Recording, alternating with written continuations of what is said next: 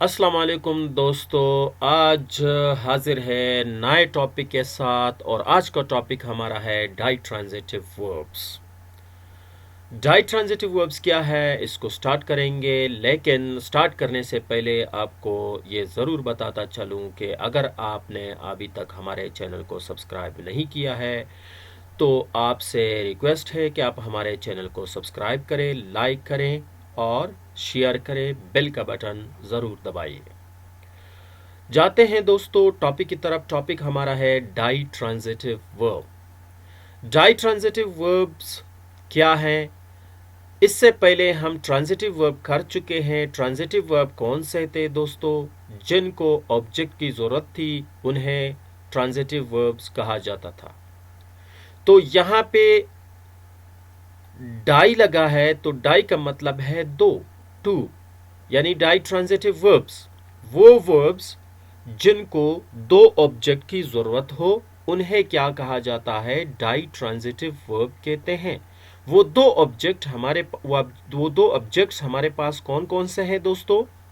वो दो ऑब्जेक्ट्स हमारे पास ये है कि डायरेक्ट ऑब्जेक्ट होगा और एक इनडायरेक्ट ऑब्जेक्ट होगा।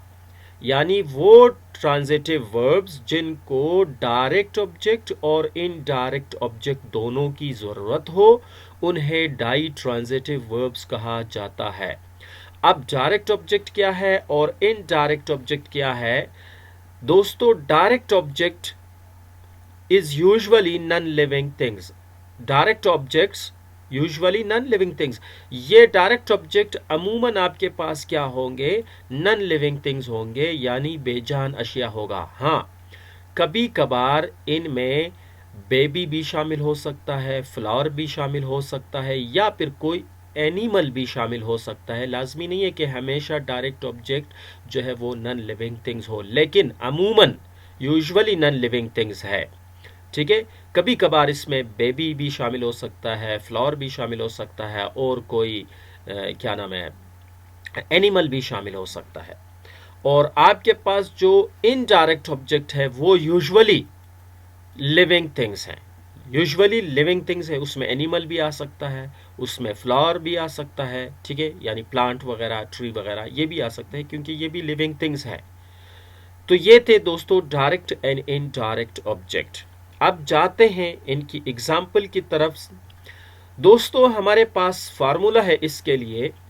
अमूमन क्या होता है कि जब भी हम डायरेक्ट इन दोनों ऑब्जेक्ट को लगाते हैं उस वक्त हम क्या करेंगे? डायरेक्ट ऑब्जेक्ट जो है वो अमूमन इनडायरेक्ट ऑब्जेक्ट जो है वो अमूमन डायरेक्ट ऑब्जेक्ट से पहले यूज होता है जुमले में।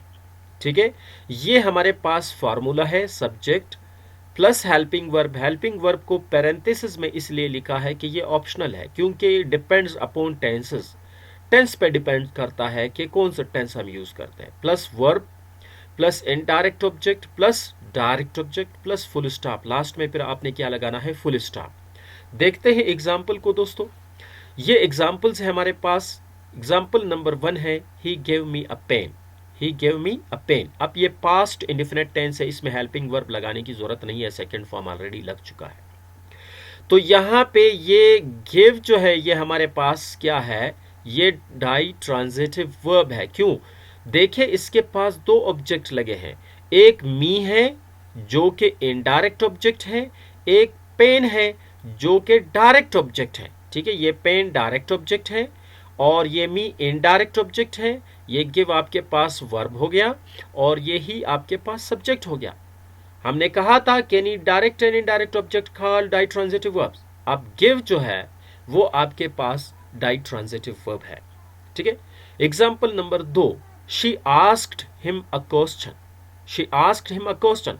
अब आस्क्ड आपके पास फिर से पास्ट इंडेफिनिट टेंस है और फिर से इसके पास दो ऑब्जेक्ट है, एक है इनडायरेक्ट ऑब्जेक्ट हिम, एक है डायरेक्ट ऑब्जेक्ट क्वेश्चन। तो दोनों मौजूद है, इसलिए इसको डाई ट्रांजिटिव वर्ब कहते हैं। Example number 3, I bought him a car. अब बॉट फिर से आपके पास क्या है? डाई ट्रांजिटिव वर्ब है। क्यों? क्योंकि इसके पास दो ऑब्जेक्ट है, हिम इनडायरेक्ट ऑब्जेक्ट और अ कार डायरेक्ट ऑब्जेक्ट, दोनों मौजूद है। Example number 4, they gifted me a book, they gifted me a book. अब गिफ्टेड फिर से क्या है आपके पास, फिर से ये आपके पास डायरेक्ट ट्रांजिटिव वर्ब है। क्यों? क्योंकि इसके पास मी ऑब्जेक्ट है जो कि इनडायरेक्ट है, और अ बुक डायरेक्ट ऑब्जेक्ट है, दोनों यहाँ पे मौजूद है। दोस्तों ये 4 एग्जाम्पल्स मेरे ख्याल में हम लोगों ने पास्ट डेफिनेट टेंस में यूज़ किए हैं। आप किसी भी टेंस में इनको इस्तेमाल कर सकते हो, और भी बहुत सारे डायरेक्ट ट्रांजिटिव वर्ब होंगे।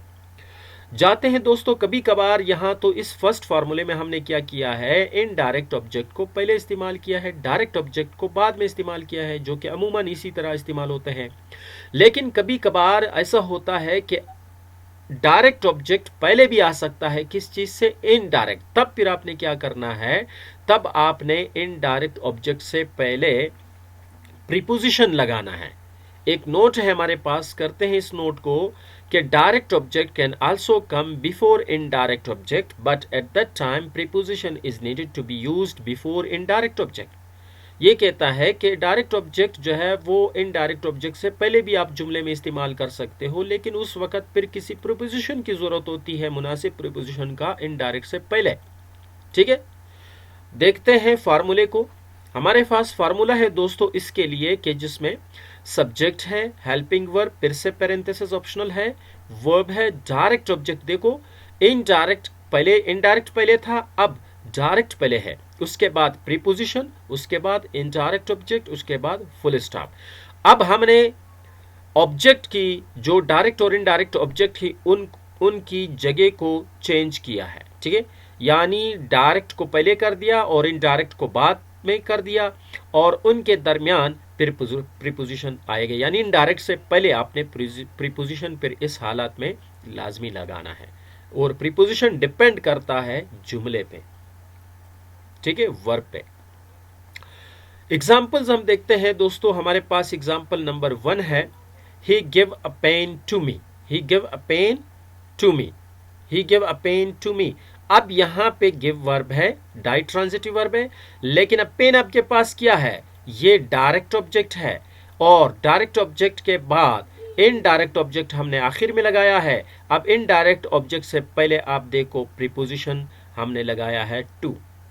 ठीक है, example number 2, she asked question from me.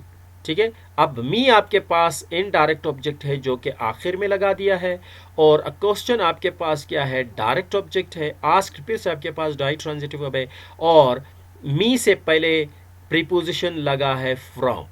ठीक है, example number 3, I bought a car for him, I bought a car for हुम, फॉर हिम।